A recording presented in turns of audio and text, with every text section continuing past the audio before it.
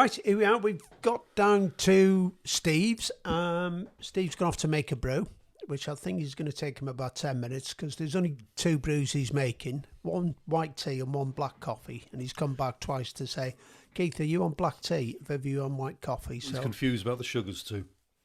Oh, is he? Yeah, the sugars, it's not working, mate. So, but we've been talking on the way down. Keith's got a little announcement to tell us, which is really cool.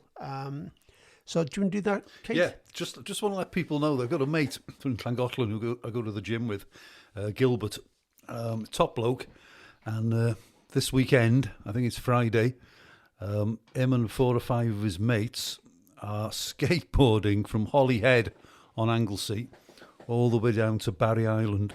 It's going to take them, they reckon, 60 hours, and it's in aid of Nightingale House.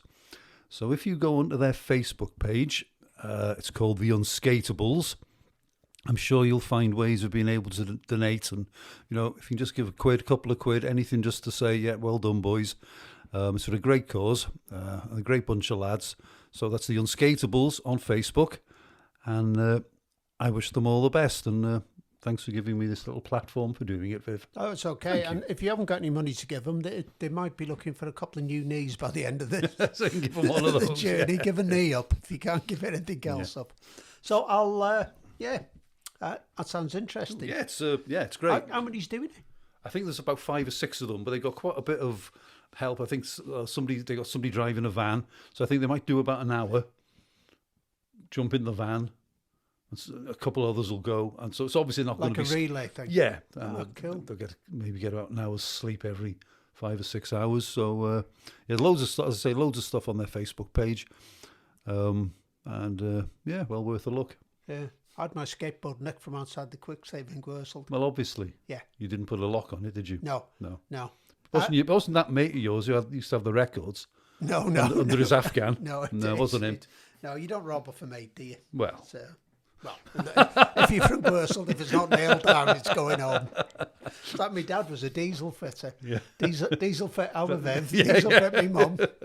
So we thought we'd talk while we were waiting for...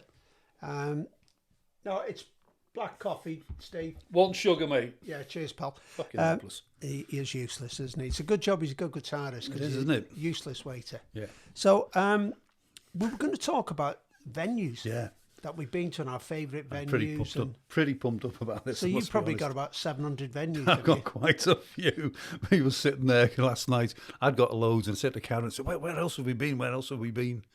And she started reeling them off. And, you know. You like me, I've had to write mine down and put them on my phone. I have. I've got a list on my phone and, so all these places you go to watch bands and some real holes and some great venues. Well, I haven't put any arenas down. Because they're not my favourite venues. No, that's odd. I've not put any arenas. I mean, they're just all the same, and not necessarily evil. You want to see the big bands, you've got to go and sit in one. But yeah, it's not my venue of choice.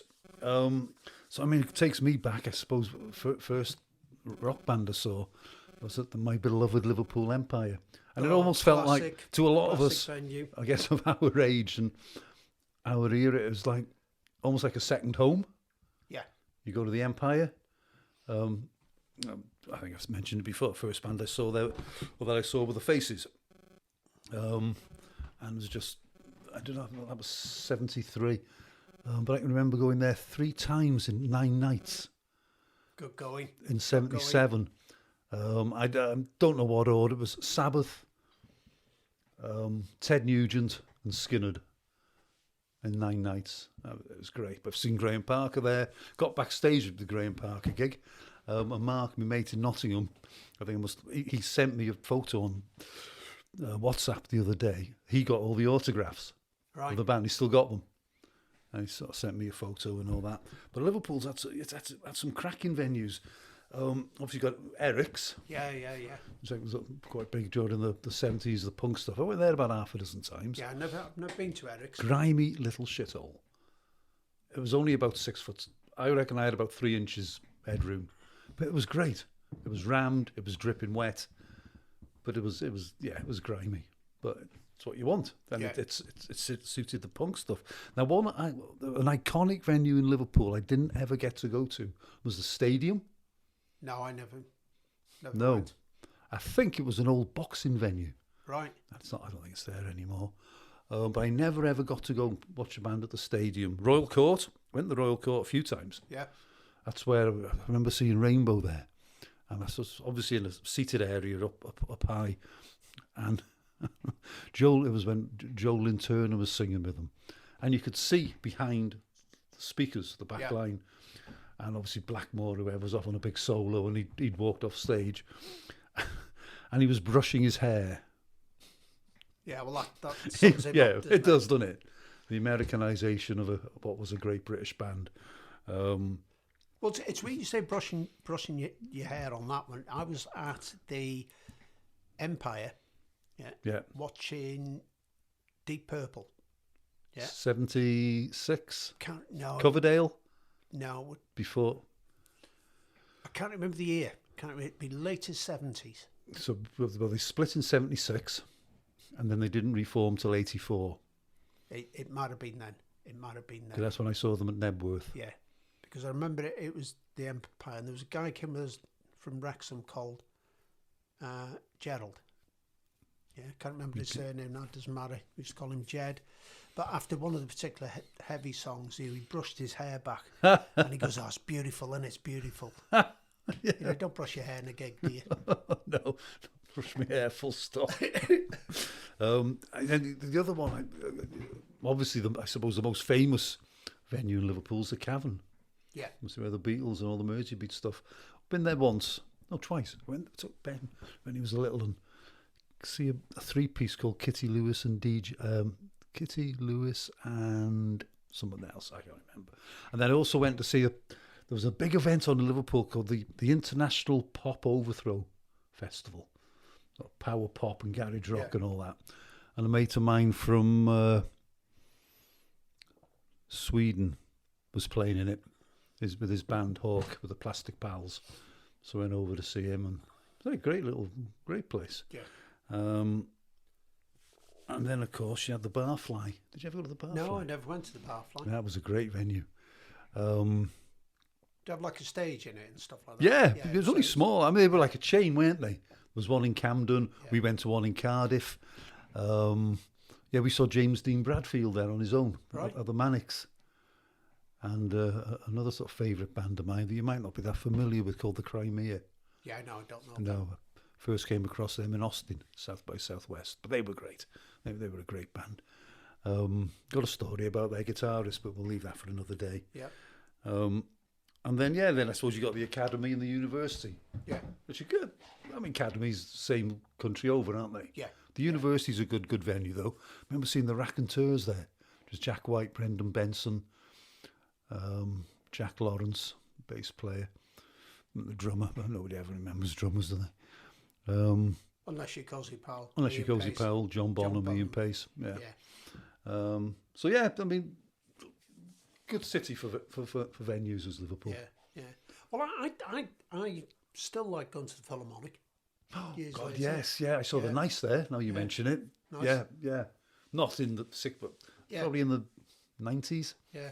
So, we did. Did we see there recently? Sparks. Oh, you went to see Sparks? Yeah. Saw your thing on Instagram, gig, you know.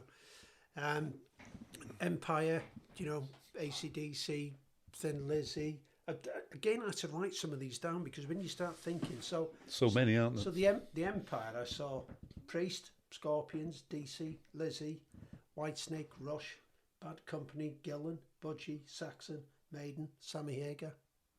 I saw Queen at the Empire. Did you? Yeah. Storm was at that. 78, 79? Yeah, and well, the one Storm was at might be the same one. They didn't do Bohemian Rhapsody. I've no idea. Yeah. I've no idea. But yeah, I saw Queen there. I saw Gillan there, Whitesnake. Yeah, it was just the place you went. Yeah. And they don't seem to have rock bands on anymore. No. Which is a shame, because it was a great venue. Yeah. And then we'd moved around a lot early, sort of, when I started working advertising and stuff. So we lived in Leicester for a few years. Oh yeah, De Montfort Hall. The Mumford Hall, Motorhead, Black Sabbath, a couple of gigs Wow. there. But there was another little music venue there. I don't know if you've ever been, called the Charlotte. The Charlotte. Yeah, Never been to it, Yeah. but it was well known back in the day, wasn't Yeah, it? yeah. Princess Charlotte, was it? yeah. So Dr. Feelgood, lots of really, Wow. really, Yeah. really good. See, good stuff. Derby have got something similar called, I think it's called the Flower Pot. Right. I've been there. There wasn't any bands on. I was just staying in Derby for a couple of nights, and I just wandered in for a pint. I had great place. You can imagine it, a real good vibe there when there were bands on. You know.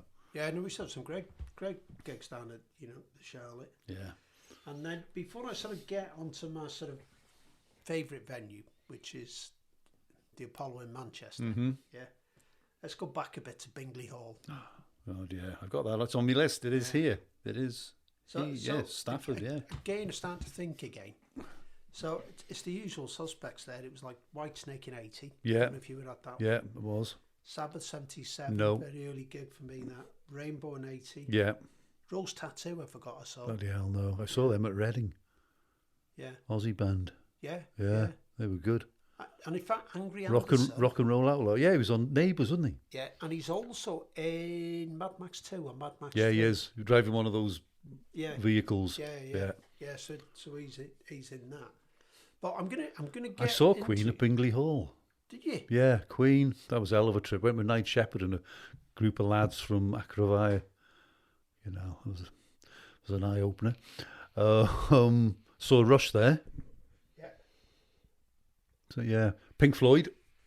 Saw the Floyd there doing Animals and Wish You Were Here. Wow. And that was a story. Yeah. Because we decided we were going to camp. We were going to go overnight because there were going to be so many people after tickets. And me and your cousin Paul and a couple of others. I'm sure I've relayed this before on one of the podcasts. Drove there after the Foxes shut.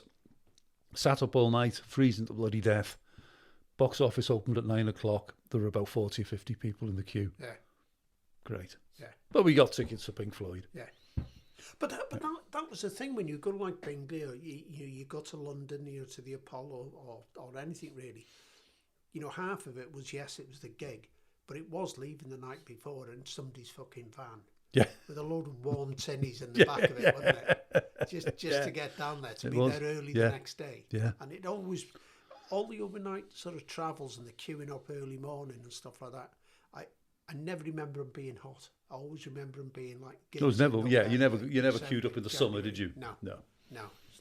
No. So I'm going to drop into the no longer a venue, but a belter for us, D-Side Leisure Centre. Bloody hated it. Yeah, but I love it. My feet were freezing. A bloody ice rink. I know. But just, you saw loads of bands. I didn't see that many bands there. I think because I don't think I liked it that much. No. See, I quite sort of liked it as a venue really because it was handy. Yeah. It's handy. So I saw DC, Kiss, Sabbath. No. Gillan, Whitesnake. Not there. I saw Whitesnake there. Yeah. Rainbow. And Rainbow, yeah. Sabbath. Clapton I saw there. I didn't see Clapton. And me and Geordie and the Blockheads I saw there. I won tickets for that. Yeah. Got an autographed single into it as well. Did you? Yeah. That was when Wilco Johnson was with them. Right. Yeah. Trying to think of... I saw Quo there. Sure I saw Quo there. I don't think I saw Quo there. I might have done. I don't know. Yeah. But I tell you, the one gig that they put on there that I was gutted I missed was Bob Marley. Yeah, I mean, it's one of those you think, oh God, I could have gone to that. Yeah. Did the Clash play there? I don't know. I know Blondie did. Yeah, Specials. The Police. Who? The Who did. See, Yeah. I find it hard to believe I didn't go to a lot of those when I think back. But I must really have just not liked the venue. Because I saw those bands on those tours. But I guess I'd rather have gone to Manchester or whatever. I don't know. Because Whitley Bay had a nice ring too. And they used to put bands on up there too. Yeah. Well, we were... Stones Brother Gary, we were just thought on the day, we'll go and see if we can see the house. So we jumped on our bikes and left the village. Long way to cycle that, mate. Yeah, luckily these had engines in. And we thought we'll go and see if we can get some tickets on that side. But as we were coming through the Courtporth Bends, he come off his bike and he was in traction for about 6 months. Right. So we never got to see the No. Never got to see the Who at all. So, and then the Apollo Manchester. Yeah, it's a great venue. Another. So I made a list here because there's a lot of bands. Well, not so many a lot, but I've seen them there a lot. So Sabbath, 80, 86. Who was singing with Sabbath in 80? Was it Dio? Or No, was it Paul? A guy called somebody Martin? I can't remember. Or a Ozzy Return to the Fold? We'll have to look it up. Or our 3 listeners can write in. Yeah, one of them write in and tell us. Yeah, so it was 80, 86, 89, 92, 94, 95. Jesus. UFO, 80, 83, 85, 88. Yeah, I think I saw them in 80 at the Empire. Yeah. Scorpions, 1, 2, 3, 4, 5 times. Motorhead, 16 times there. Wow, fair play. I've No wonder you're deaf as a post. Sorry. yeah. Saxon, 11. Priest, 3. Alice Cooper, 11. LA Doors. That was good. Oh, I bet it was. I loved, but Ian Astbury at the Cult, wasn't it? Yeah, well, we'd gone down a few months before to watch him at Brixton with a Cult. And it was probably the worst gig I've been to. It was just fucking shite. They were on about an hour. He was ranting about politics and all that. Yeah. So I was sort of a bit dubious about the LA one. But fair dues to be nailed it. Yeah. It was good. Yeah, I heard it was always, they were very good. And the answer there, Jeff Healey, Yeah. Purple, Girls' School Journey. But one I did see there, which will stay with me, is Miles Davis. Okay. So Miles Davis, the band came on for about 10 minutes. Miles Davis came on for about 35, 40 minutes, left the stage. The band played for another 40 minutes. So I thought he'd gone off to have a spliff or have a drink. have a expensive brandy or something. No, he just never came back. Never came back. Forgot. No, just fucking left us in the dirt. There's some good venues in Manchester. Have you seen many bands at the Ritz? Yeah. Yes. See, that's a good one. And the academies. The Academies, Deaf Institute. Yeah. You've been up there? No. Top of Oxford. That's up Oxford Roadway. It's only small. I've walked past it loads of times. Yeah, it's a great. Mostly acoustic. I saw a guy called Israel Nash, American guy. He's so good. I've seen him there. Rich Robinson at the Black Rose doing a solo acoustic set. Another American. That was good. Oh, brilliant. Another American guy called Hayes Carl. He's well worth checking out. And the Sheepdogs, Canadian band. Right. First saw them at the Hop Farm Festival years ago, and that was one of the best gigs I saw that year. They were so good. But there was another one, Sound Control. No. Saw Rich Robinson there too. Saw the Jim Jones. I think wasn't the Review, it was Righteous Mind. Right. Saw them there. Night and Day Cafe. Never been there. You were there. You were there the other week, weren't you? No, Night and Day Cafe. Sorry, you were with me. Sorry, that was where we saw you. But where was the one you went the other? Band on the Wall. Band on the Wall. Sorry, Night and Day Cafe's good, isn't it? Yeah, I like it there. That's the only gig I've been to there. Yeah, me too. I know Ben's been to a few there. But I'd definitely go back to that one. Albert Hall. Yes. Another good venue. Saw John Lee Hooker at the Albert Hall. In Manchester. Yeah, supported by. Wow. I'll think Big Time Playboys. Oh yeah, Al Nichols. Yeah, they were the support band. I was due to see John Lee Hooker, 1999, something like that, at the Bishopstock Blues Festival. In fact, I saw Oscar Peterson there as well, same place. Yeah, and he got sick, and he didn't make the trip, and he never. Never saw him again. That was him. That was basically what saw him off, Yeah. So that would have been really nice to see. Yeah, and again, you've got the Bridgewater Hall bit. It's nice. Never been to a gig there. But it's all right. But the one with the Free Trade Hall, that wasn't the one. Yes. Takes you back. Was all right. That's where I first saw Ian Hunter. Yeah. First time I ever saw him was the Free Trade Hall on the Overnight Angels tour. But yeah, we were chatting last night, trying to think of what venues we've been to. And I don't know if it's open. A little venue opposite, I think the pub's called the Shakespeare. Yes, yeah. It was called the Ruby Lounge. Yes, yeah. Yeah? Yeah, I've never been there. It was all right. We've only been the one. Saw Brendan Benson there. Right. He's in the Raconteurs with Jack White. And his support was a guy called Young Hines. Right. I was chatting to Young Hines, and I said, how come you're called Young Hines? I said, that's a really unusual first name. And he said, it's as simple as, he said, I'm one of 9 or 10 kids, but I'm the youngest. Young Hines. And they just called me, and they couldn't think of a name, so me folks just called me Young. Yeah. That was it. But I remember listening to him, and I bought his album when we were there. Really has an uncanny vocal resemblance to John Lennon. Right. Right. And must have been 2 or 3 years after we'd seen him, he was singing in a Beatles tribute band. Oh, honestly, it was so much like John Lennon. And so obviously somebody picked him up, or he's in some stage show or whatever. But yeah, really interesting. But yeah, Brendan Benson there, he was good. He was excellent. London. Hammersmith Odeon. Yes. Ian Hunter has seen there. I haven't been there a lot. Saw Mott there on when they reformed in 2009. Yeah. I saw Bon Jovi on the Slippery When Wet tour. Right. They just did a one-off. I've never seen Bon Jovi.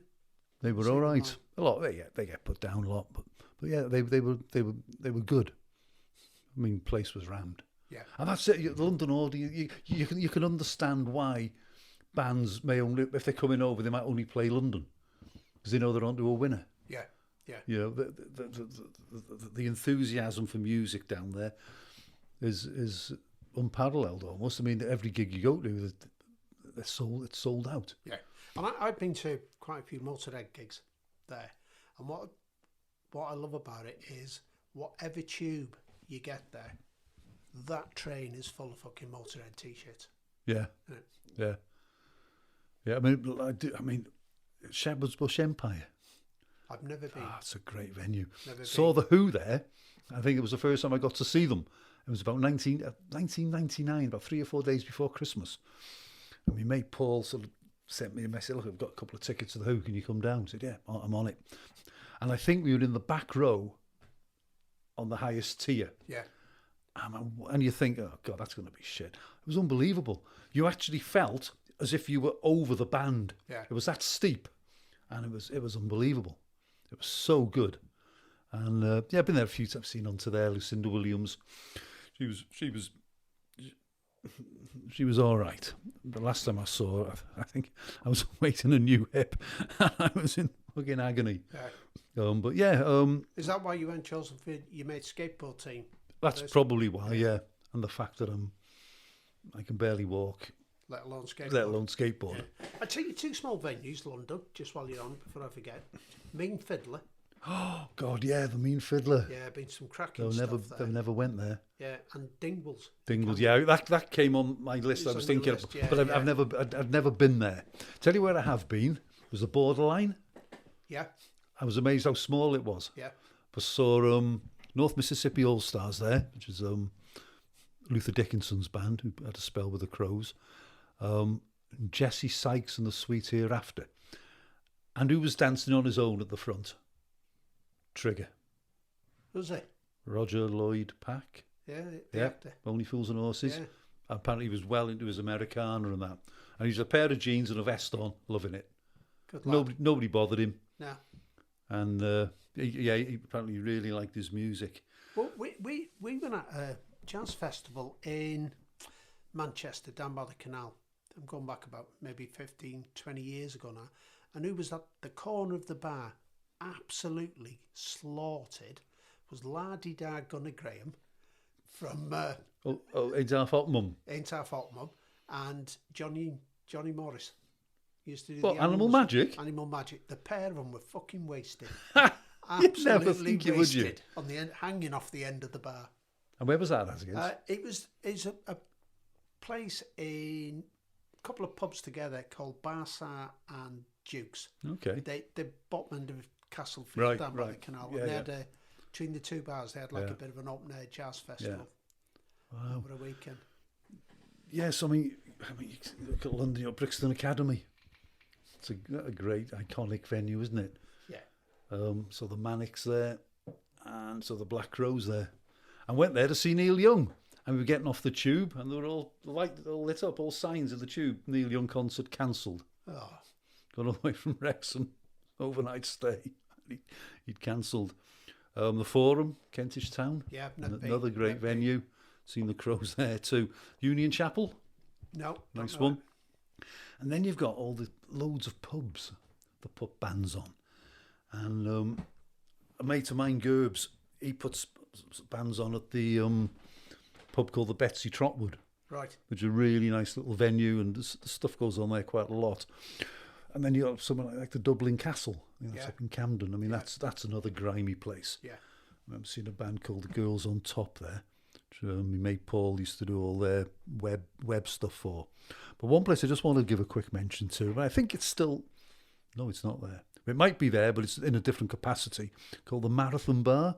Don't know it. Chalk Farm. It's where you went when the pubs were shut. Right. It was a kebab house with a back room, and they sold cans of Strongbow. Cool. And possibly Red Stripe. Yeah. And you just go into this back room, and it was dingy. But I've been there a few times with Paul, and you get there about 12, 1 o'clock in the morning.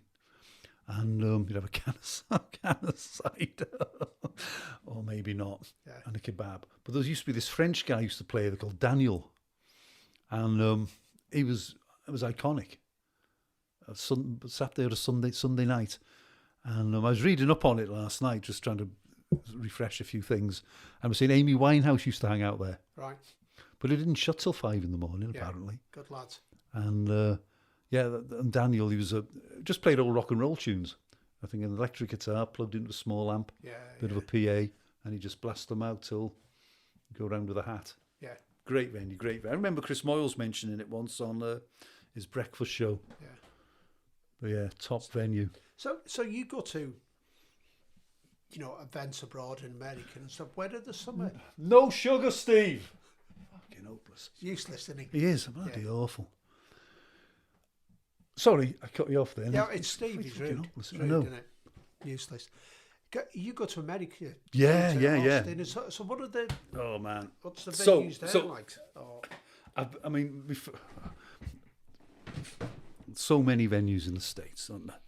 But Fillmore West in San Francisco. Yeah. Went there twice in 4 nights. Watched the Black Crowes. Right. We made a point of going. Yeah. And it wasn't long. It was in like December 2010, something like that. It's a few years ago now. And I was exhausted. And I love the Crowes, but sometimes they can just overdo the jam thing. Yeah. And sometimes they don't quite rock as you want them to. Depends how much they've smoked. Yeah. I think they're a lot more, it's all a lot more concise these days generally. Yeah. And I fell asleep on my feet. Did you? Yeah. We've been in a bar opposite the Fillmore before. Then I decided, I'm watching the Black Crowes, y'all. I'm going to have a whiskey. I don't drink whiskey. Yeah. Dangerous stuff. I don't know why I did. It cost me $12. You woke up naked in a pair of cowboy boots. Yeah.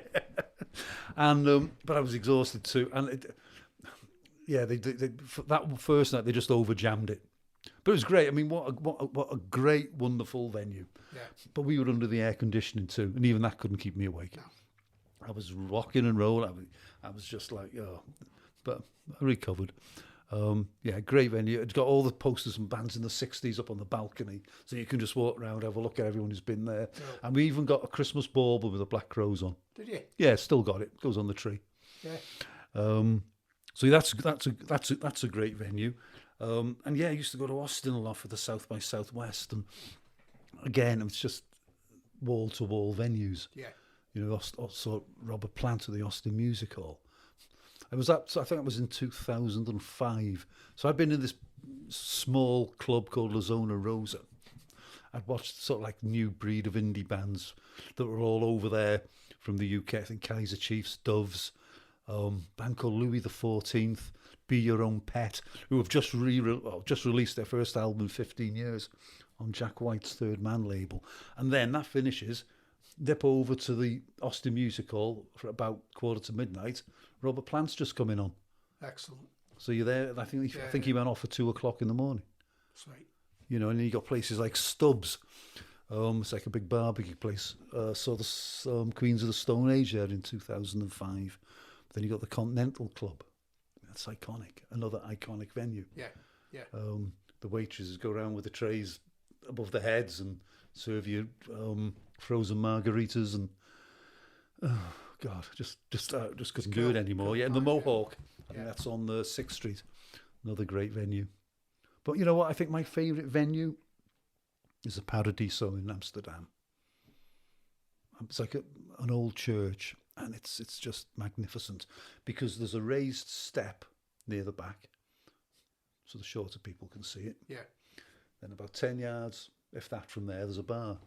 So you can go and get a drink, watch the band, great sound in there. Yeah. And it really is, I mean, just absolutely love the Paradiso. And I suppose we should give our local venues a bit of a shout out, really. The Tiv. The Tiv.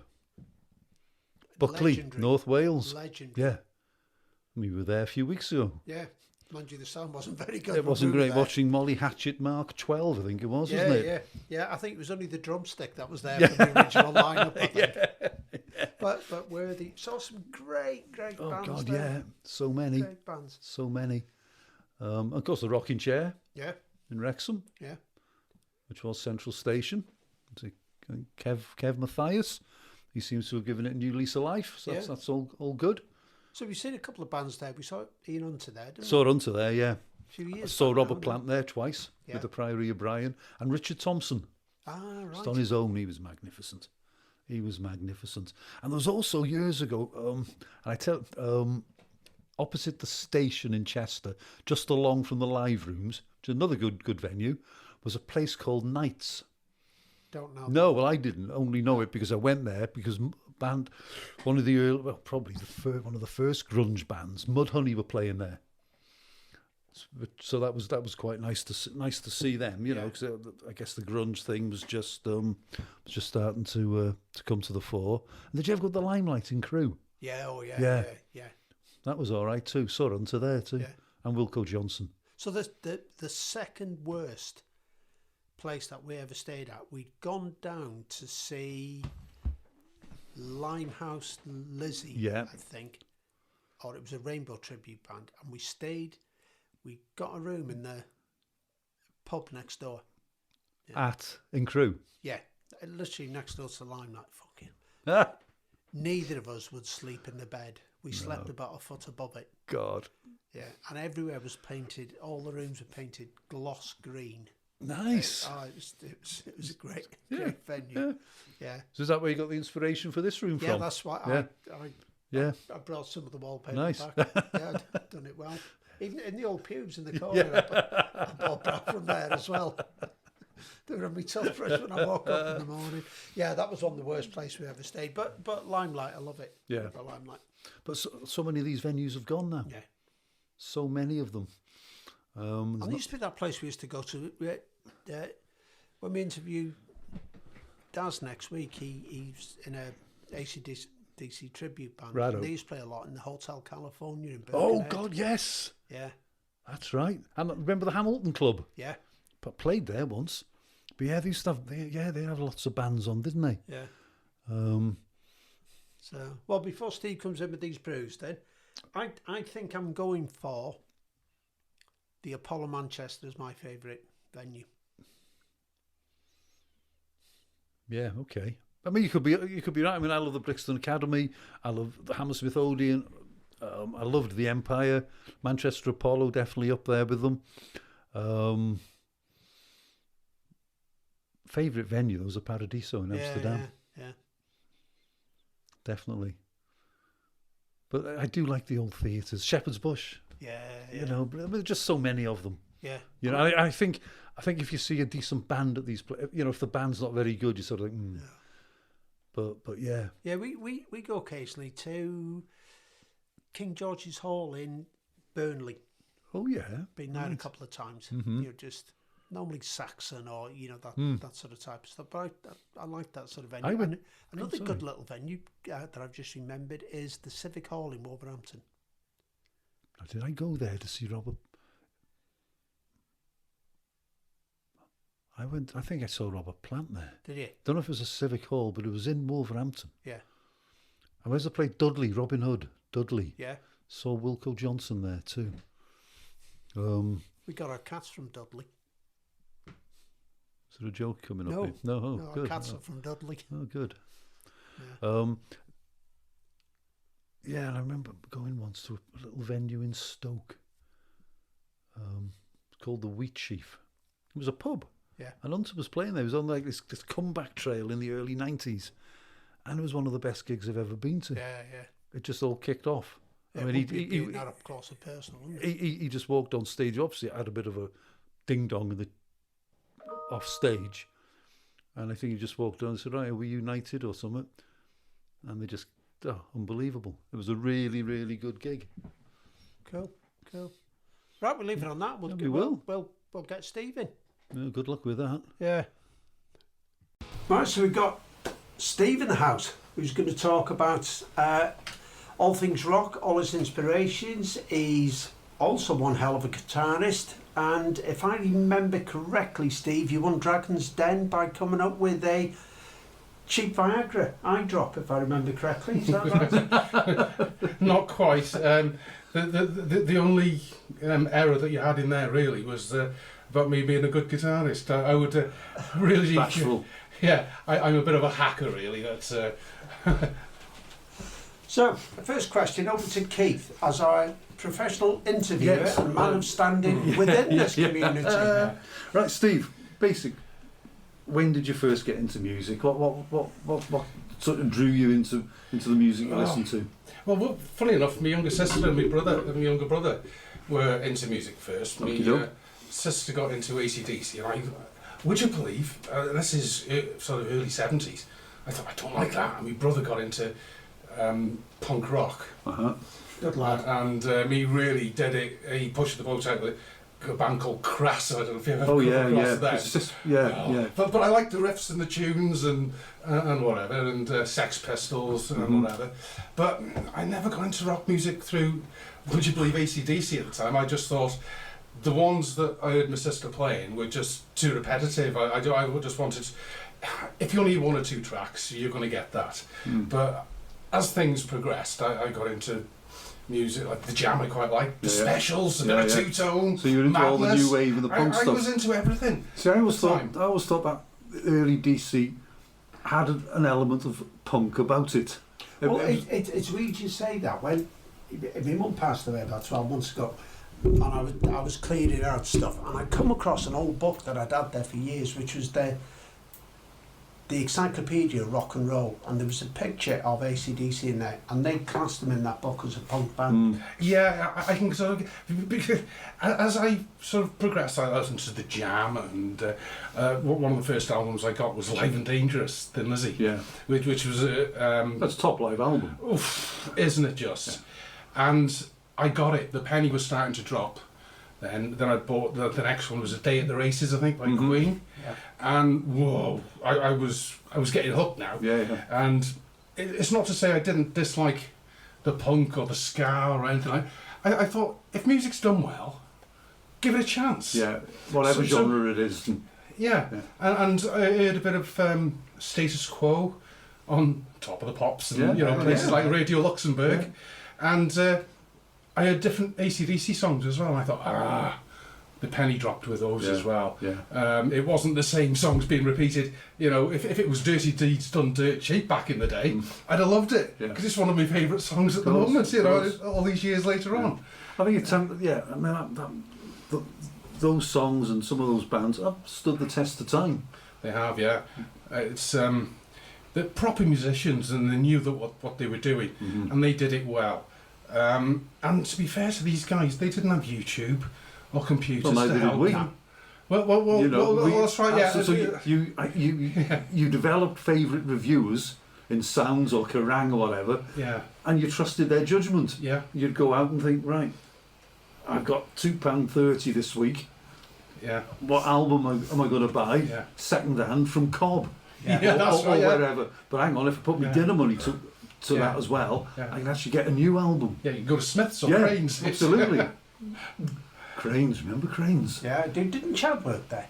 Chad worked in Cranes. You may well have done, I don't know. Yeah. I think their main role was to sell pianos, wasn't it? They had music, they sell records as well. But you remember they used to have listening booths there. They did, yeah. And you could actually get into a booth and listen to an album.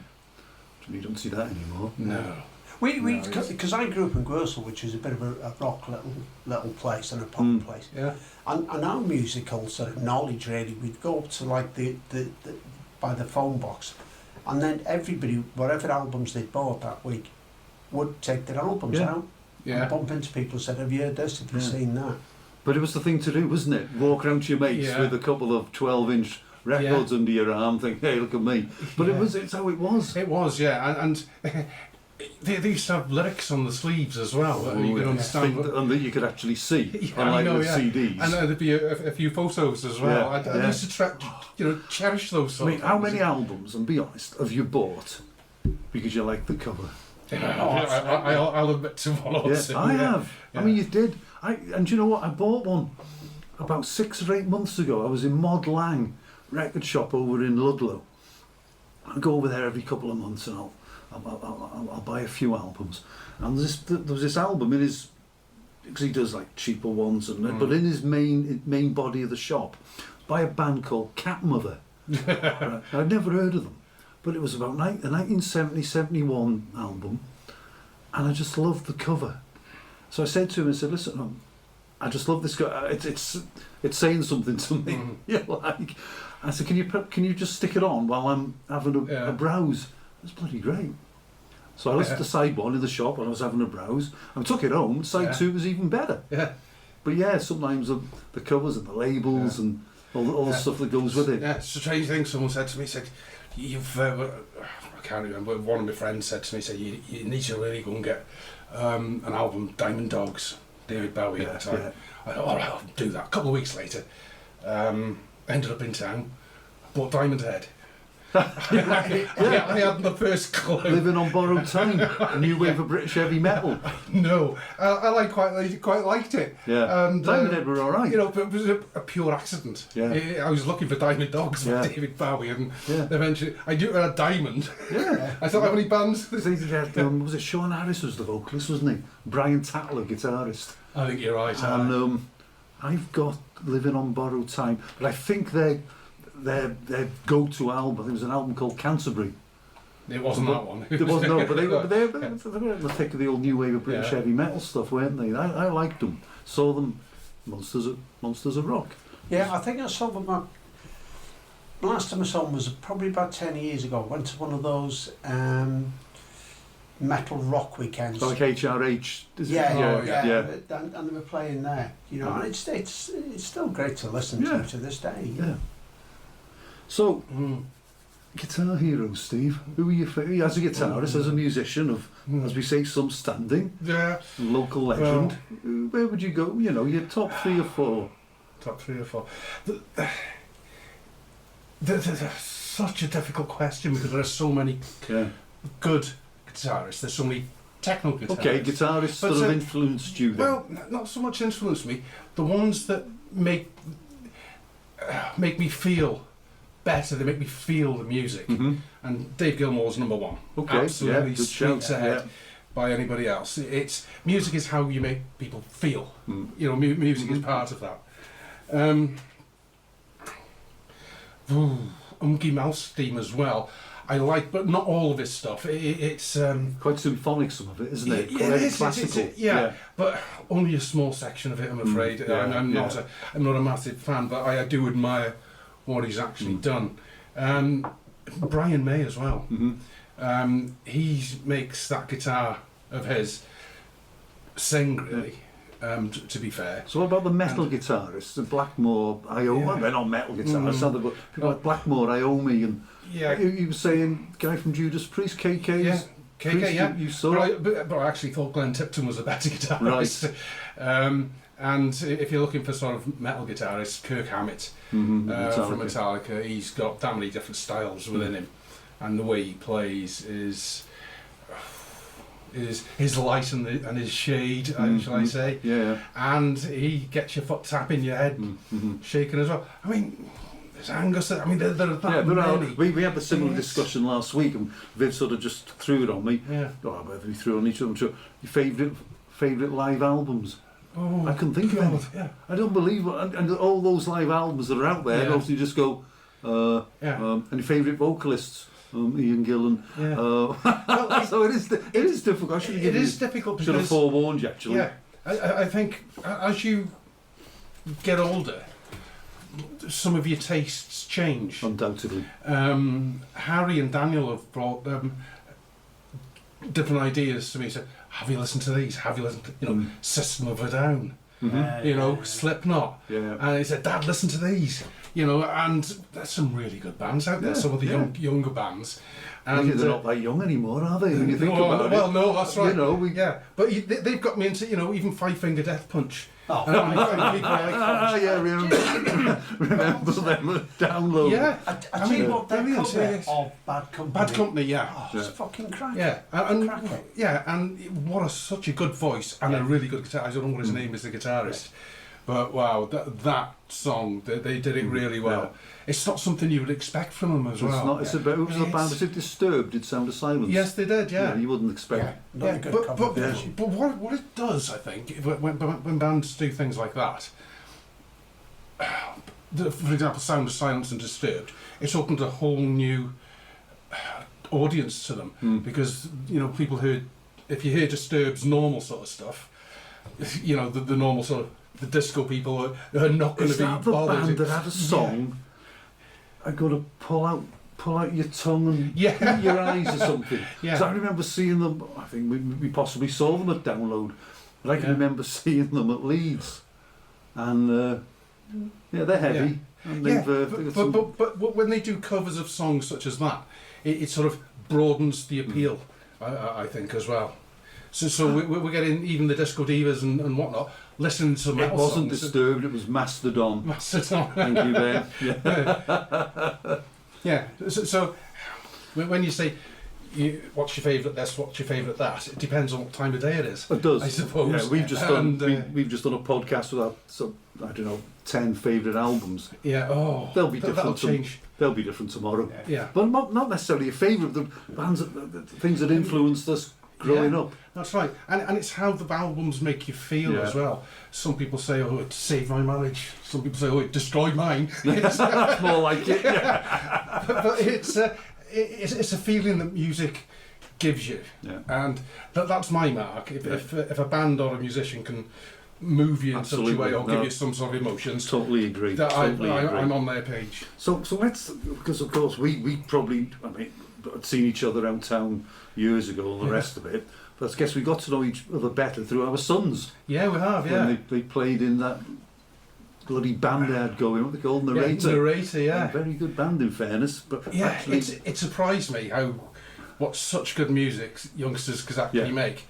Absolutely. Down at Nino's doing the recordings there. Yeah. And, it was fabulous. Where did they used to play over in, oh God, I remember they played at the BICC club. That's right, yeah. Some biker rally. Yes, it was. And a place in Deeside. Oh my God. Yeah. That was... Oh, McLean's. McLean's, I remember that, yeah. Oh, God bless them. They were only about 16 or 17. And there were about 3 people there. I know, that was usually me and you. Yeah, there were 2 of them. I can remember in the McLean's one, they had a terrible singer. You couldn't. He was out of tune. He went off to become a wrestler or something, didn't he? Did he? He wanted to be a wrestler. Well, he was wrestling the fucking I guess what I'm leading to is that we sort of got to know each other, and then Ben and Harry were your big buddies.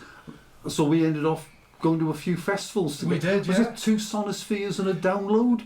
It was either 2 Downloads on the Sonosphere or whichever way round. Yeah, I remember sure it was, Sonosphere was great. It was. I think they had the big 4 there, didn't they? Was it Metallica, Slayer, Anthrax, and Megadeth? Yeah, that was brilliant. Oh God.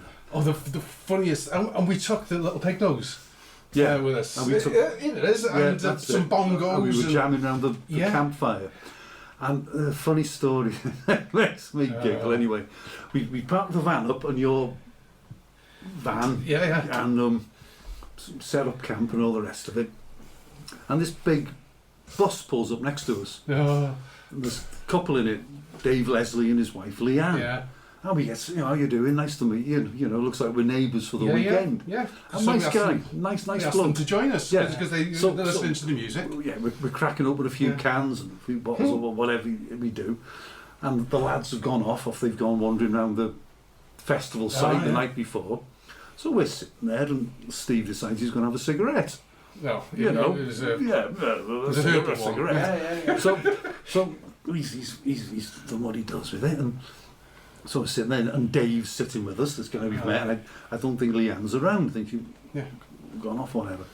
So he says, Dave, would you like No, thanks, I don't. Okay, well, never mind then. So anyway, Dave, what do you do? Well, I'm a retired policeman. I mean, his face was a picture. Oh, I know. And he said the clue's in retired, mate. Don't you worry about it. You get on with what you're doing. That was a shock. That was. Festivals are so much fun. Yeah. I mean, we know you and I've been a load of it, haven't we? But for me, that was almost like you're getting back into it. Yeah. Wasn't necessarily a lot of stuff that I listened to, but there was a lot of good bands there. Yeah, it gives you an opportunity of coming across new bands as well. Yeah, it does. I think especially if you go to the smaller stages. Yeah. I discovered a band at Bloodstock in one of the smaller stages that they had there undercover, called Footprints in the Custard. Okay. Oh, what a party band they were. Yeah. They were, as I say, music is how you make you feel. They felt as though I felt as though I wanted a party when they were on there. They were brilliant, and I think they've got a date in Wrexham or D-side coming up. Okay. We'll do it. Footprints in the Custard. Footprints in the Custard. You heard it here first. Keep an eye out for them. And of course, Sonesfield for me was at Nebworth. Yes, it And was. of course, I think I went to about 4 Nebworths in the 70s. Yeah. 4. So it was a bit like going home for me, although it was a different site. Well, Download was sort of the little brother of Nebworth at the time. But Nebworth was the did it Monsters of Rock start there, or was it Download? Donington. Donington. Nebworth ran from about 72 to 79. Right. Zeppelin played the last one of the 70s there on August the 11th. Then they had Purple were there in 84. God, you've got a good memory. I went to that as well. And then I think Oasis played there, and Queen. Yeah. But I think Donington, Monsters of Rock, early 80s. Yeah. Yeah. Probably. I probably went to about half a dozen of them. And then it became Download, didn't it? Yeah. Same venue. Yeah, same setup. Yeah. But good festivals. Yeah, good festivals, which have got more expensive as each year it goes on. Well, it does, doesn't it? And yeah, I think they've lost their sort of way. It's more of a. I think they used to embrace the music more back then, but now it's about embracing the money more. Yeah. Unfortunately, and that's why I think Bloodstock is really good value. It's on down the road for us as well, Caton Park. Where's that by then? Lichfield. Okay, so you're a couple of hours away. Yeah. And just been, isn't it? It's just been, just finished, and I think there's about maybe 15 to 20,000 there, as opposed to the 100,000. They're nice, aren't they? Those are the, Yes, so it's 20,000 people. I'm going to call it cosy, but it feels by festival standard. It feels cosy, and great. It's much more relaxed than Download as well. I don't know. As I said, keep saying it's how it's make you feel. If you're at a festival and you're feeling at ease, you can enjoy yourself more anyway, aren't you? Rather than being on edge about. I don't buy the next pint for £8. I know. I think I said to Viv last week when we were chatting on the podcast that I've been to quite a few festivals since about 2005, and then I must have gone with Ben. We went on a Sunday. Then I think we went the year after for the 3 days, and it felt like festivals used to feel. Yeah, it just had that proper rock festival vibe about it, and that's all the jokers and all the ridiculous drinking feats you'd see people doing, and all the ridiculous things people are doing. I'm a big fan of smaller festivals now rather than these huge things. I don't be walking for half an hour to my tent at the end, because you're talking a long trek for some, and then you've got to carry it there and carry it back out, and the rest. As you say, £7-8 a pint doesn't help, does it? No, it doesn't. So you try and sneak it in. No, it's never failed. We've always done that. And the top tip. I quite like red wine, and so you buy a box of wine, you take the box off it, and you've got like a bladder. So you stick it in your chair, sting your chair over your back, and then in you go. And that's the way to do it. Got stopped once doing that, and that was at Leeds, and I was comfortably into my 50s. So you think they think so sensible. It's in my chair.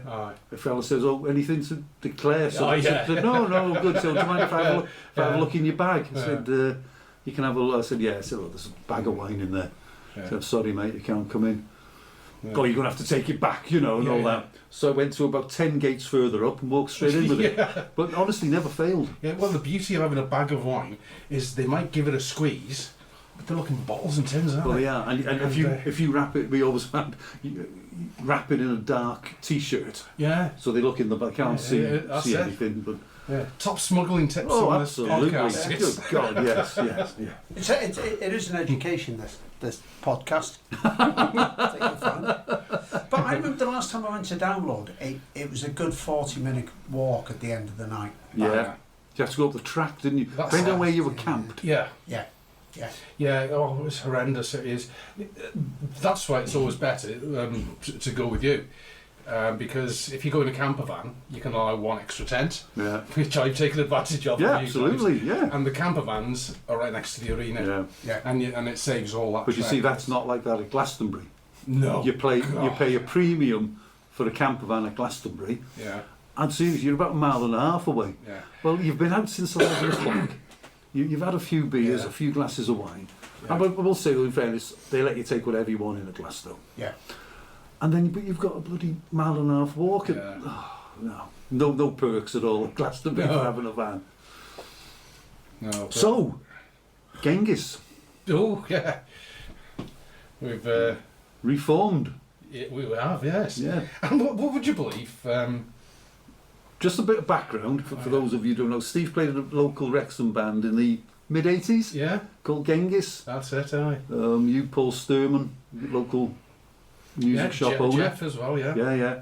And so you disbanded in about 87? Yes, it was, at the end of 86, I think. Yeah, you walked off the top of the pop set, so you're not doing this anymore, that's it. And you decided to reform and do a reunion gig, well, earlier this year. It was about June, was it? May or June? Yeah, July, I think it was, that we eventually got round to it.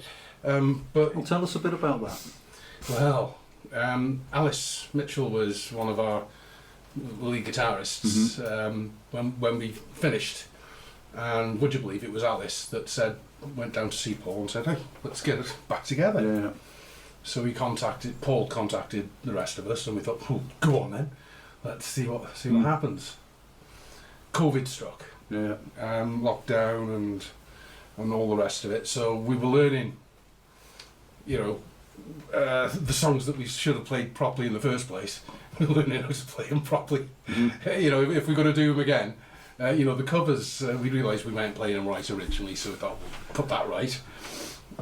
We had to everyone forgot about the original songs. Not all of them, but, how do you play this, how do you play that, what comes next, what's the words, and so we got around of all of that eventually. And we started rehearsing. We even did a socially distanced rehearsal, which is pathetic really, but we tried. And better than nothing. Yeah, better than nothing. So as time went on, Alice turned round and said, I don't want to do it anymore, that's just on the cusp of us doing the gig. I'm not going to badmouth him or anything like that, but I thought that's a strange time to do it. If he said, listen lads, I don't want to do it anymore, we said, okay, it's fine. So we were stuck in a way. So what do we do? And it was in danger then of just going tits up and not happening at all, going home, which would have been a shame. That's it, which would have been a shame. And so I got talking to Paul, and I said, listen, should we get another guitarist in, or would you be prepared to do it? And I thought, hang on a minute, I know someone who might give it a go, and that's my son Harry. Mm-hmm. And so I said to Paul, listen, is it something that I could ask him? Because what I didn't want to do is say to the rest of them, I found another guitarist, happens to be my son, and we are sort of railroaded in. So I wanted, first of all, to get Paul's nod and Jeff and see what they say, and then see if Harry wanted to do it.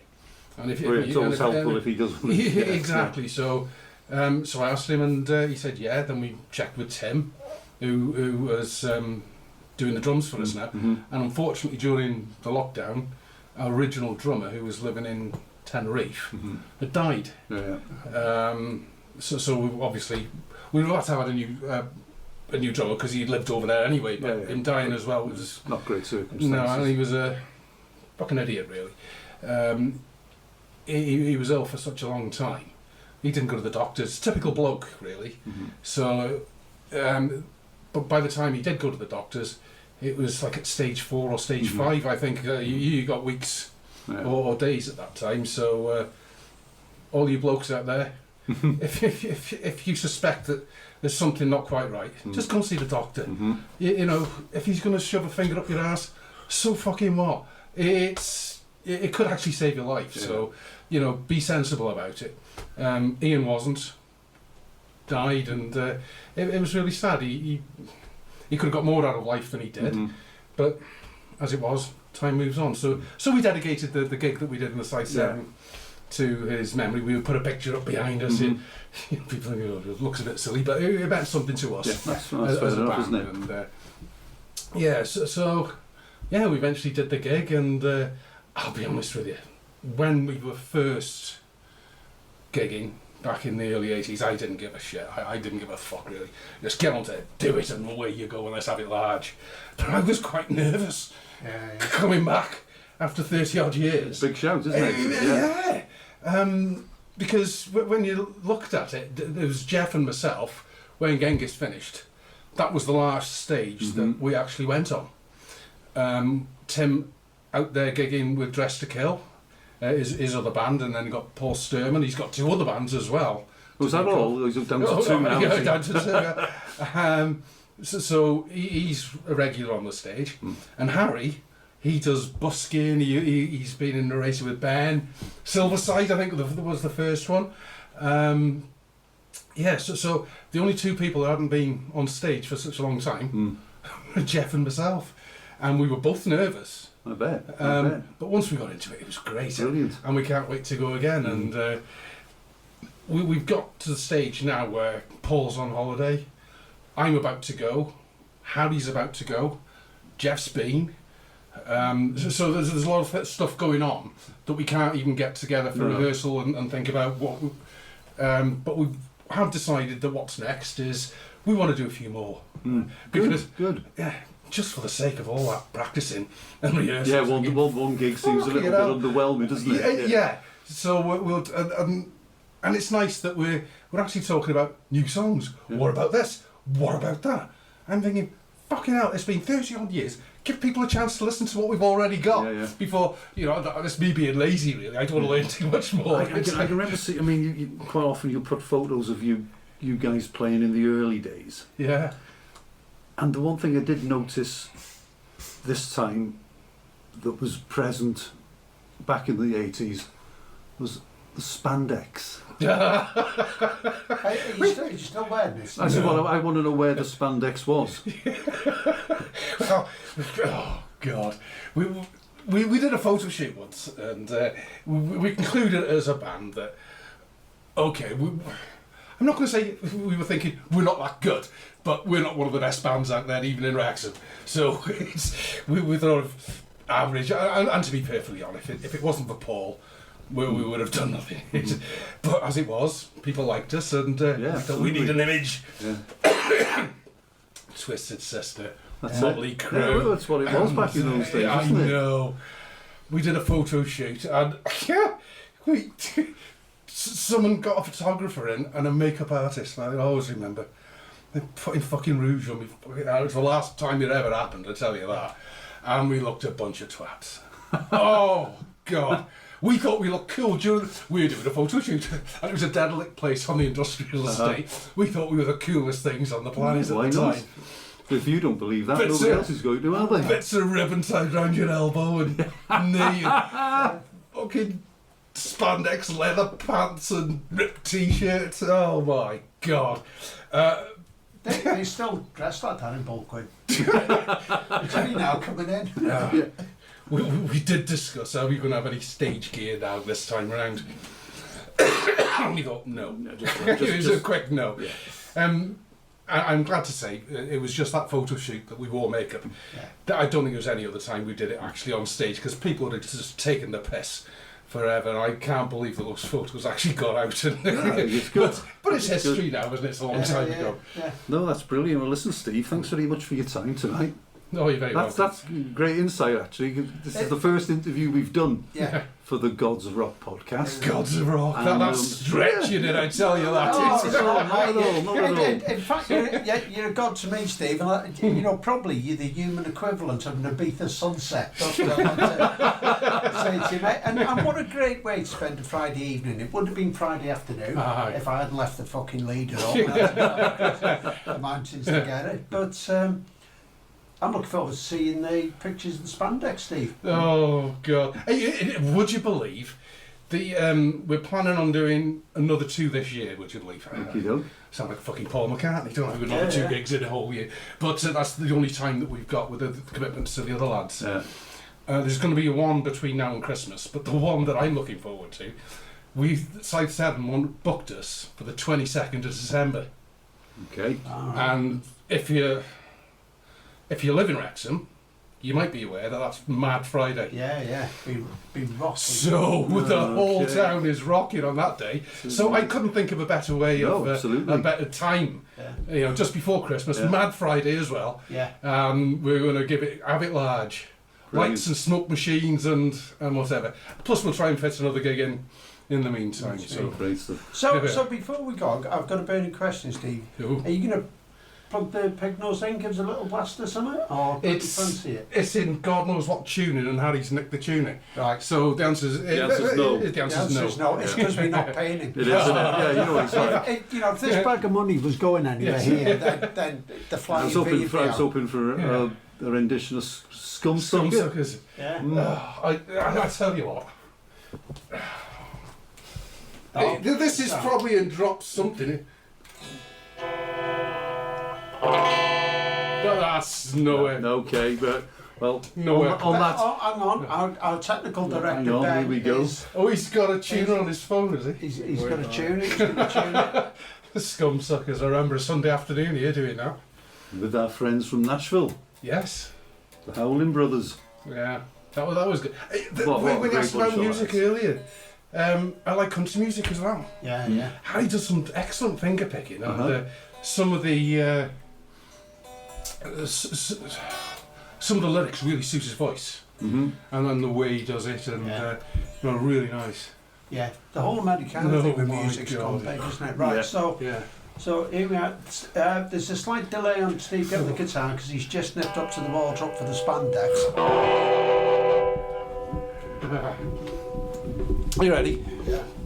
Oh, God. This is Scumsucker.